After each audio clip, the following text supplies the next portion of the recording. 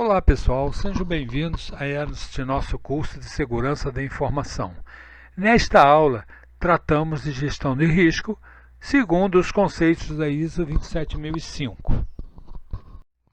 Como objetivo, o aluno estará apto a identificar o que é um risco no contexto de segurança da informação, conhecer a gestão do risco no contexto da segurança da informação, fazer a análise e avaliação de um risco, identificar, através de metodologias, como fazer a avaliação do risco, aprender sobre testes e simulações de ataques e avaliar o que é um risco residual.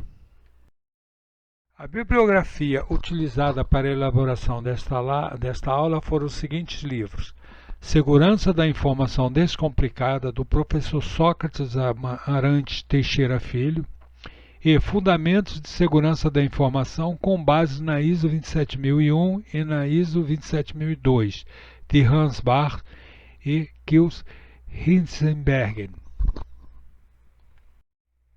A norma da família ISO/IEC 27000 é a ISO/IEC 27005, que especifica os seguintes capítulos sobre riscos: estabelecimento do contexto, análise e avaliação de riscos, tratamento dos riscos, aceitação dos riscos, comunicação dos riscos, monitoramento e análise escrita dos riscos, e que vamos tratar nas próximas transparências. Esta figura mostra esquematicamente como a norma coloca o tratamento de riscos. Primeiro, eu tenho que estabelecer um contexto. Estabelecido o contexto, eu vou fazer a análise de riscos, verificando a identificação do risco e sua estimativa. Feito isto, passo para a avaliação do risco. E aí eu tenho um primeiro ponto de decisão. A avaliação foi satisfatória? Não. Volto para reavaliar o contexto. Sim, vou tratar o risco, né?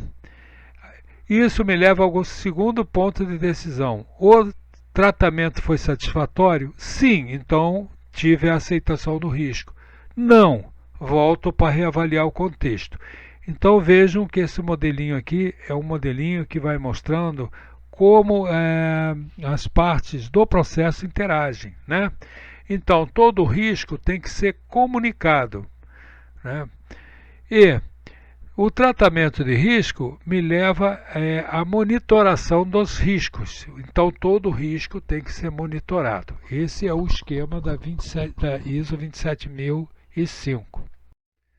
O modelo apresentado segue o PDCA, né? Então, os riscos são comunicados, né, para a análise de riscos, estimativa de riscos, aceitação de riscos, né?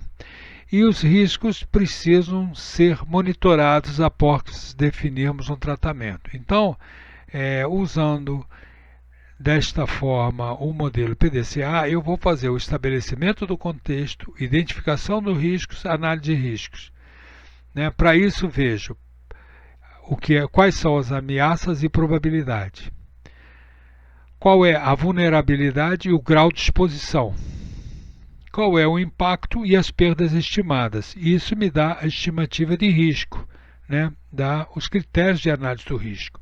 Aí eu faço a avaliação do risco e o tratamento do risco. Os riscos que forem residuais eu tenho que aceitar, eu preciso fazer um monitoramento. Então, na primeira etapa do processo, eu tenho o estabelecimento de contexto. Essa atividade tem como entrada informações relevantes para estabelecer o gerenciamento de risco da segurança da informação. E aí eu tenho definição de critérios básicos, definição de seus escopos e limites, estabelecimento de uma organização interna para operar a gestão de riscos dos sistemas de informação, de segurança da informação, né? E o processamento disso dá como saída uma especificação de critérios básicos, do escopo, dos limites e da organização interna do sistema de gestão de riscos da segurança da informação. Eu defino critérios de avaliação, critérios de aceitação e critérios para o impacto. No processo de análise e avaliação de riscos, deve-se identificar os riscos, descrevê-los de forma quantitativa e qualitativa, priorizar em relação aos critérios de avaliação dos riscos e objetivos da entidade. Para este processo, as entradas são o estabelecimento de critérios básicos, escopo, limites, organização interna do processo de gerenciamento de risco. E o produto, a saída, seria uma lista de riscos priorizados de acordo com os critérios de avaliação. Nós vamos exemplificar mais à frente. A norma ISO/IEC 27005, que trata de gestão de riscos, ela tem alguns termos básicos que nós vamos ver nas próximas transparências. Então, define-se como agente a fonte produtora de um evento que pode ter efeitos adversos sobre um ativo de informação. Pode ser um funcionário, pode ser o meio ambiente, pode ser um cracker, pode ser, às vezes, um prestador de serviço. Alvo é algum ativo de informação que pode ser objeto de um ataque, uma base de dados, equipamentos, roubo de documentos, algum serviço de comunicação que a empresa tenha. Vulnerabilidade é uma fragilidade que pode ser explorada. A vulnerabilidade é em cima do ativo e ela é explorada por uma ameaça que pode concretizar um ataque. Então, dado um ativo, né, nós temos que considerar que ele pode ser o alvo de algum agente. Uma ameaça é uma expectativa de acontecimento acidental ou proposital causado por um agente e pode afetar um ambiente, um sistema ou qualquer ativo de informação. Definimos como probabilidade um número real na escala de 0 a 1 associado a um evento aleatório, ou o grau de confiança que um evento irá ocorrer. Medida de proteção são os controles de segurança que abrangem uma grande diversidade de ações. Ainda na definição, temos o que é um ataque. É um evento decorrente da exploração de uma vulnerabilidade por uma ameaça. Exemplos: digitação errada, vazamento d'água, uma falha elétrica ou um ataque intencional. Incidente é um evento com consequências negativas do resultado bem-sucedido de um ataque. Um incidente provoca um impacto. Impacto é o efeito ou consequência de um ataque ou incidente. Vamos dar uma analisada na integração desse modelo. Então, um agente tem interesse em algum ativo, né? Tem o ativo, que é alvo de interesse de um agente. Eu tenho medidas de proteção para esse ativo. Esse ativo tem algumas vulnerabilidades, né? As medidas de proteção visam proteger essas vulnerabilidades. Então, elas evitam e afastam ameaças, né? Uma ameaça é quando a gente explora, um agente explora uma vulnerabilidade e aí ele produz um ataque. Esse ataque ele é ligado à probabilidade, né? Ele pode ocorrer em uma determinada probabilidade. O ataque é sempre um ativo. E aí ele pode causar um incidente, né?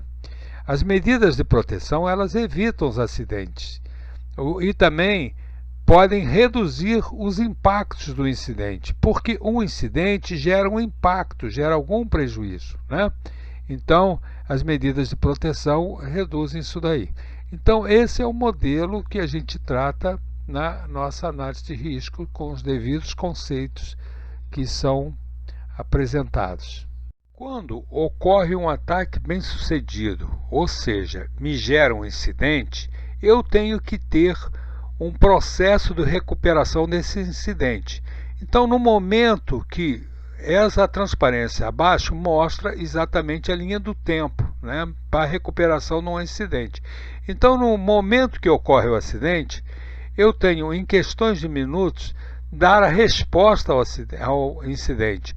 Então, eu tenho que conter, limitar os danos, recuperar, tirar do ar, se for o caso, algum equipamento, mas eu tenho que estancar imediatamente aquele incidente. Isso deve ser feito em minutos. Depois, eu devo imediatamente avisar quem é atingido pelaquele cliente. Isso aqui é uma obrigação. Eu tenho que avisar clientes, fornecedores, e recuperar os processos críticos. Muitas vezes, recuperar trabalhos perdidos. Esta resposta tem que ser feita em horas, no máximo em dias. E, depois dessa recuperação, eu recupero o início para volta à normalidade. Eu reparo o dano ou substituo, recoloco o local de trabalho, recupero custos do seguro, etc. Esta ação já é alguma coisa que deve ser feita em dias, semanas depois. Então, a recuperação no incidente ocorre em 3 estágios: na atuação imediata, no aviso e recuperação de trabalhos perdidos, e no terceiro estágio é recuperar a volta à normalidade. Vamos trabalhar um pouco mais as definições. Chamamos de risco a combinação da probabilidade de um evento e sua consequência. Fonte: o item ou atividade associada à consequência potencial, ou seja, a fonte do risco. Evento: a ocorrência de um conjunto de circunstâncias que caracterizam a ocorrência ou uma série delas, né? Consequência é o resultado do evento. E chamamos de gestão de risco, né, as atividades coordenadas para direcionar, controlar uma organização com relação ao risco. Critérios de risco: termos de referência sobre os quais os riscos são avaliados.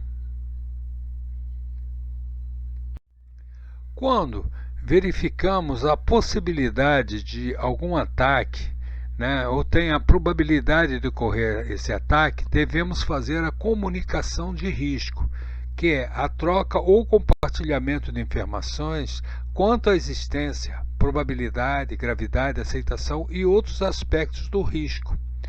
O risco, ele pode ser percebido e deve ser comunicado.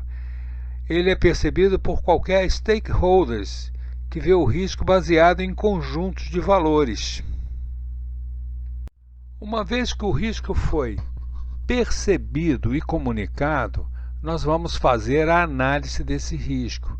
A análise do risco fornece uma base para avaliar o tratamento e a aceitação do risco. A avaliação do risco é o processo de comparação do risco estimado com determinado critério para determinar se ele é relevante ou não para a empresa. A estimativa do risco a gente pode atribuir um valor ao risco. O risco tem valor. Se eu pegar a probabilidade e multiplicar pela consequência do risco, eu tenho um valor estimado para esse risco. Pode ser, inclusive, em termos monetários ou em termos estimativas. A identificação do risco é o processo de localizar, listar e caracterizar o risco.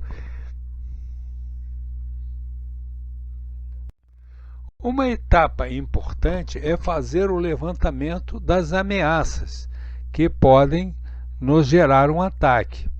As ameaças podem ser ambientais: fogo, chuva, raio, luz ou qualquer outro tipo de acidente, né, ambiental. Pode ser técnico, quando eu tenho algum problema de hardware, software, configuração errada, configuração não fechada, né? É muito comum as pessoas colocarem os valores default dos sistemas, principalmente de servidores e de hubs e de switches, né? E isso é um perigo.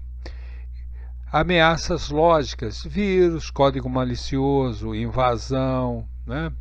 E ameaças humanas: fraude, sabotagem, erro, comportamento inadimplente, inaceitável, comportamento irresponsável com relação à abertura de sistemas, uso no trabalho, etc. As ameaças exploram a vulnerabilidade. Como nós podemos saber quais são as ameaças? Baseado em relatórios de auditorias e levantamentos, além de observações. Então, auditoria de riscos físicos. Nós podemos verificar materiais estocados, fitas de backup mal armazenados, poeiras, cabeamento de redes desprotegido, desorganização e bagunça no ambiente de trabalho, no ambiente de processamento de dados, instalações mal feitas, né? Vulnerabilidades lógicas são ligados à lógica, né, da informação. Então, sistemas ligados à internet são sempre vulneráveis. Senhas vindas de fábrica, a gente precisa trocar em utilitários e ferramentas. Trabalhar com computador inseguro, sem antivírus, né? Trabalhar com sistemas totalmente desprotegidos. As vulnerabilidades comportamentais são não arrumar a mesa de trabalho, por exemplo, manter o sistema aberto enquanto vai almoçar, facilitar e divulgar senha. Acreditem, tem gente que copia e escreve a senha no terminal, né? Acessar qualquer site sem tomar o devido cuidado, emprestar computador, emprestar equipamento, etc. Então, primeira coisa para se identificar as ameaças é explorar as vulnerabilidades. Os ataques, eles trabalham exatamente em cima dessas vulnerabilidades, né? Nós já vimos numa aula vários ataques.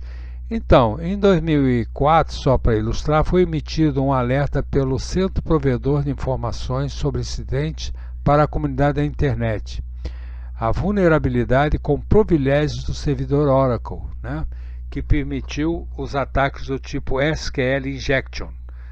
E isso, quem quiser pode ver nessa fonte aqui. Então, foi rapidamente comunicado para que se tomasse providências. Existem vulnerabilidades em equipamentos, por exemplo, em emanações ópticas, né? Equipamentos que usam LEDs como modems, roteadores, monitores de raios catódicos, né? Fotossensores. A gente pode reconstituir a sequência da sinalização do LED e buscar toda a informação. Então a gente tem que tomar cuidado com câmeras de vídeo e tipo de dispositivos que podem capturar imagens. Isso é uma coisa importante. Também espelhos em frente a lugares que se digitam senhas, né? Tudo isso são vulnerabilidades. De forma que eu posso listar todas as ameaças, né? Então, eu posso fazer uma listagem de ameaças como mostrada aí na tela. Eu digo qual é a ameaça, qual é o tipo de recurso-alvo vulnerável e faço uma análise com relação à confidencialidade, integridade e disponibilidade. Então, por exemplo, desastres naturais como enchentes, ventanias e furacões. Qual é o tipo de recurso que é vulnerável? Edifício, torres de comunicação. Com relação à confidencialidade, eu preciso de ter controles físicos de acesso, podem ser desconsiderados durante a recuperação do desastre, e equipamentos desgastados podem ter informações confidenciais. O impacto com relação à disponibilidade. Todos os serviços podem ser prejudicados e dados podem ser perdidos ou permanecerem temporariamente indisponíveis. Então, para cada ameaça, eu faço essa análise. Então, mais uma. Falhas ambientais, incluindo quedas de energia elétrica. Qual é o recurso-alvo? O hardware. Isso vai afetar a disponibilidade. Serviços podem ser interrompidos e o hardware pode ser danificado. Outra ameaça, furto. Equipamentos valiosos e portáteis são o alvo. Então, a confidencialidade. Os equipamentos furtados podem conter informações confidenciais. Serviços podem ser interrompidos e dados podem ser perdidos, não é? Então, continuando a nossa listinha, qual é a ameaça? Vírus. O tipo de recurso-alvo, computadores pessoais conectados em rede. Com relação à confidencialidade, nada foi identificado. O impacto com relação à integridade, dados podem ser corrompidos por vírus. Com relação à disponibilidade, computadores infectados podem parar de funcionar e dados importantes podem ser apagados, né? Então, para cada ameaça que eu identifiquei, eu vou fazendo essa lista, né? Então, hacking, todo o sistema é rede, é o tipo de recurso, né? A ameaça são os hackers, né? Então, ele mexe com a confidencialidade, integridade e disponibilidade. Então, colocou-se numa coluna só, tá? O objetivo é a quebra de sigilo de informações e a disponibilidade de serviços, né? Alteração, destruição de dados e utilização de recursos informatizados na organização para realizar invasões a terceiros. Temos ainda a ameaça de código escondido. Qual é o alvo? É todo o software. O código não autorizado pode levar a vazamento de informações sigilosas, como senhas de acesso. Correção e integridade. Funções escondidas podem manipular dados indevidamente. Disponibilidade. Programas podem ser projetados para destruir dados ou negar acesso autorizado ao serviço. Olha, embora muitas vezes a gente minimize essa ameaça, ela é real. Muitos dos computadores estão infectados com softwares que transmitem dados para fora, né? Captura de senhas. A mesma coisa ocorre com celulares. Então, aqui continuando o nosso levantamento, a nossa planilha, ameaça, falha de hardware, tipo de recurso, todo hardware, né? Então, qual é o impacto contra a confidencialidade? Hardware danificado pode ser enviado para manutenção contendo informações sigilosas. Com relação à integridade, os dados podem ser corrompidos quando o hardware falha. Aliás, é muito comum isso. Serviço indisponível quanto à disponibilidade. Então, eu botei aqui só para exemplificar, mas isso tem que ser feito para toda ameaça que é identificada a nível de serviço, né, a nível de negócio, para tratar informações. Uma vez que levantamos a ameaça, podemos fazer uma análise sobre os riscos que estamos correndo. Essa análise pode ser qualitativa ou quantitativa. Quando de forma qualitativa, nós trabalhamos com a descrição dos riscos para avaliá-los. Normalmente nós podemos usar questionários, usar matrizes de riscos, classificar os riscos, classificar formas de solução. Nós podemos qualificar esses riscos com relação à curva ABC, né? E de forma quantitativa, eu posso atribuir valores a cada risco, né? Então, eu posso fazer a expectativa de perda anual, por exemplo, para um determinado risco. Cada incidente eu tenho I, né? Eu tenho um valor I, que pode ser estimado ou pode ser real. Então eu posso ter o total. Vai ser o número de incidentes vezes o valor de cada incidente vezes 12. Isso daqui define o custo que nós temos com os riscos. Portanto, serve de base para definir o nosso investimento em segurança, para garantir que não tenha essa perda anual. Eu posso atribuir um valor financeiro ao risco. O valor do risco é a probabilidade vezes o seu prejuízo. Isso é usado, por exemplo, para seguros. A probabilidade de um roubo de um carro é de 5%. O valor da perda do carro é de 60 mil. Então, o valor de risco é 3 mil reais. Ou seja, eu vou cobrar um adicional de 3 mil reais para pagar os riscos associados ao carro. Isso vocês fazem, é isso que as asseguradoras de automóvel fazem. Na análise qualitativa, nós podemos fazer uma matriz de avaliação. Então, a gente, nessa matriz, verifica a probabilidade de ocorrência, né? Não em termos de valor, mas em termos mais conceituais, né? E classificamos em catástrofe, alto, médio e baixo. Então, por exemplo, se eu boto com um tracinho, eu estou dizendo que é uma catástrofe quando eu tenho a ocorrência remota, ocasional, provável ou frequente. Passa a ser de gravidade alta se eu tiver riscos que ele seja ocasional, provável e frequente. De gravidade média se ele for provável ou frequente, e baixa se não acontecer nada, né? Então, esses tracinhos e xizinhos que nós colocamos, ele tem uma simbologia. Quando coloco o tracinho, é preciso trabalhar esse risco, reduzir esse risco, né? Se ele é xizinho, eu tenho que colocar medidas adicionais, quer dizer, o que eu estou prevendo é insuficiente. E em branco, as medidas básicas estão sendo consideradas. Essa matriz serve para trabalharmos também na classificação qualitativa das ameaças que nós vimos, né?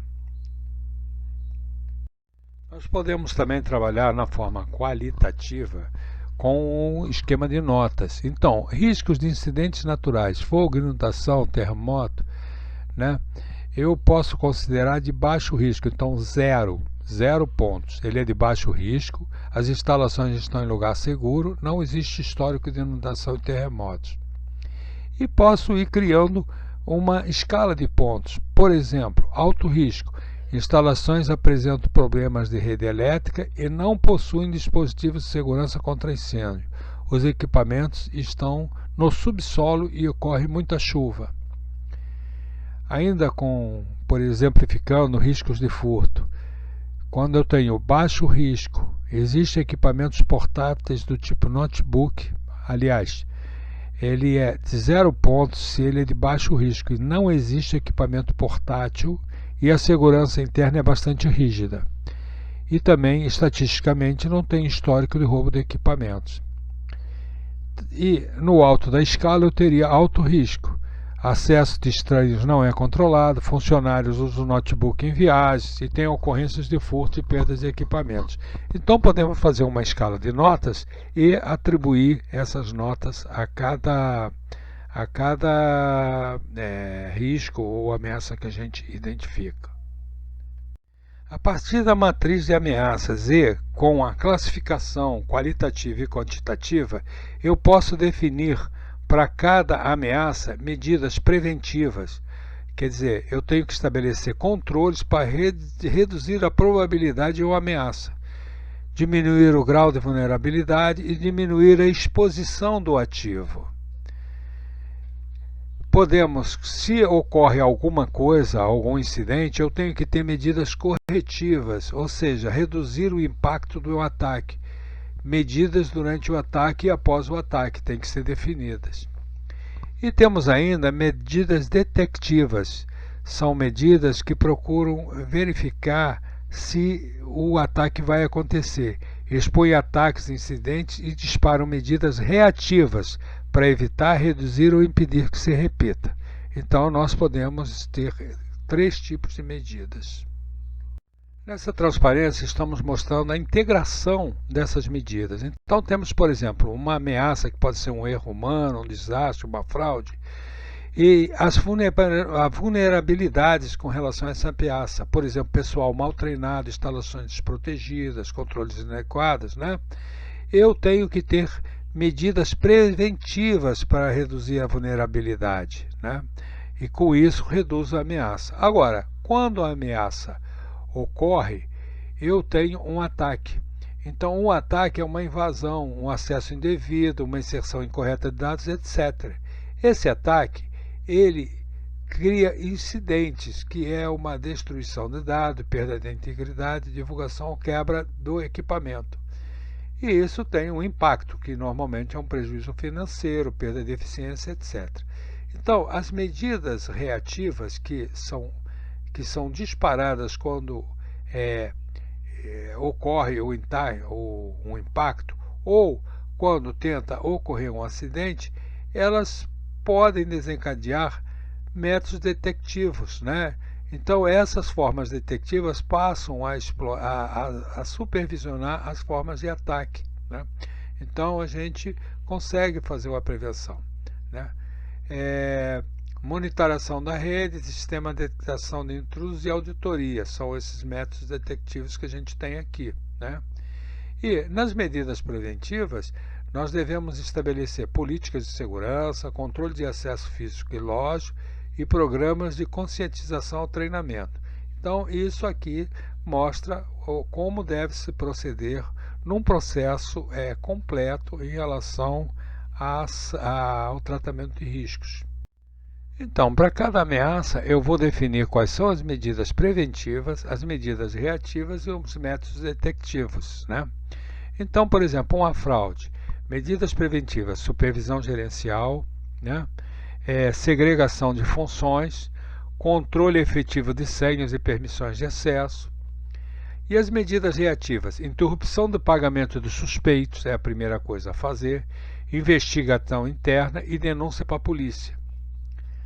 E os métodos detectivos, que procuram verificar se há problemas. Então, auditoria de logs, análise das diretorias, batida de conciliação de valores, né? Normalmente a gente tem que ter como fazer verificações.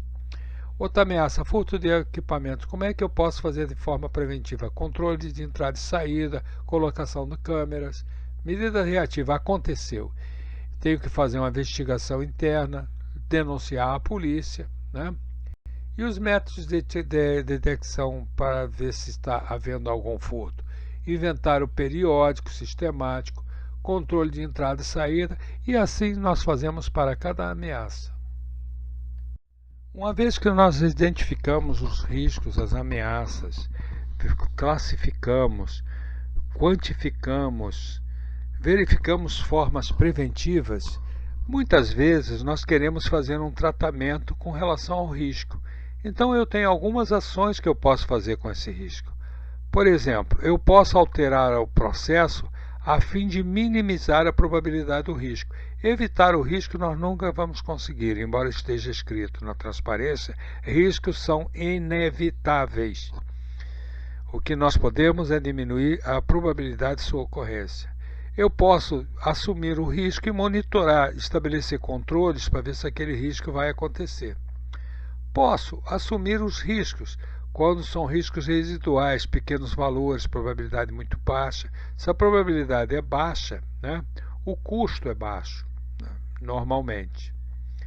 E outra coisa que nós podemos fazer é transferir o risco para terceiros, terceirizar, né? Então a terceirização visa transferência de risco. Então eu tenho 4 ações que eu posso fazer em relação ao risco: trocar o processo, monitorar o risco, assumir o risco ou terceirizar o risco. Então o fluxograma aí mostra como trabalhar com risco. Então eu tenho a avaliação do risco. A avaliação do risco foi satisfatória? Sim, foi satisfatória. Então eu vou fazer o tratamento do risco, ou seja, vou reduzir, vou reter, ou vou evitar ou transferir o risco, né? Sobrou riscos residuais e o tratamento do risco residual foi feito satisfatoriamente, então nós vamos processando o risco. A aceitação dos riscos é um processo de decisão de aceitar os riscos e as responsabilidades implicitadas nesse aceite. Então, nesse processo de aceitação de risco, eu tenho como entrada o plano de tratamento de riscos, os riscos residuais identificados, né? Nós estamos falando agora em relação aos riscos residuais. E de saída, nós temos a lista de riscos aceitos e a justificativa por que eles foram aceitos. Isso é uma exigência da norma. Nesta aula, falamos sobre riscos, falamos da sua identificação, da sua classificação, dos termos definidos na ISO 27005 e, a partir das ameaças, buscar formas qualitativas, quantitativas de classificação e também chegarmos ao que devemos fazer com cada risco, né? O processo de aceitação de riscos é fundamental para a certificação. Então, os riscos residuais eles devem ser muito bem documentados e justificados, porque não serão tratados. Com isso, chegamos ao fim desta aula. Se você gostou, recomende para os seus alunos, para os seus amigos e se inscreva no canal.